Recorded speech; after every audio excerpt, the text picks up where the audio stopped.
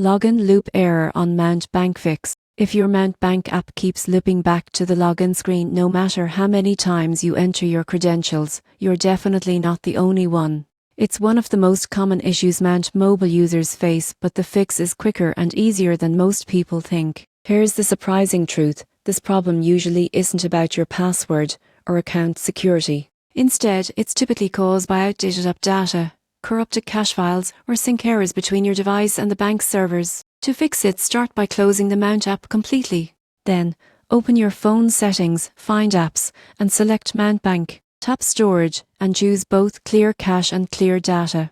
This resets any broken login tokens or stored sessions that might be causing the loop. After that, reopen the app and type in your username and password manually, no autofill or password manager. If you normally log in with Face It or Fingerprint, turn that off until you've successfully signed in again. Still looping? Check your phone's date and time settings. Make sure Thyre set to automatic. Mount Bank's login system relies on time-based encryption, so even a small clock mismatch can make your login fail and repeat. Also, disable any FIN or proxy that might interfere with the secure login. MIT servers may block logins from masked or unfamiliar IP addresses for security reasons. If none of those steps work, uninstall the app, restart your phone, and reinstall the newest version from your app store. This usually resolves any remaining bugs or compatibility issues. Once you're logged back in, turn your biometric or two-factor login back on for added convenience and protection. Though, if your Mount Bank app keeps looping and won't let you sign in, don't panic, it's not your fault. Clear the cache,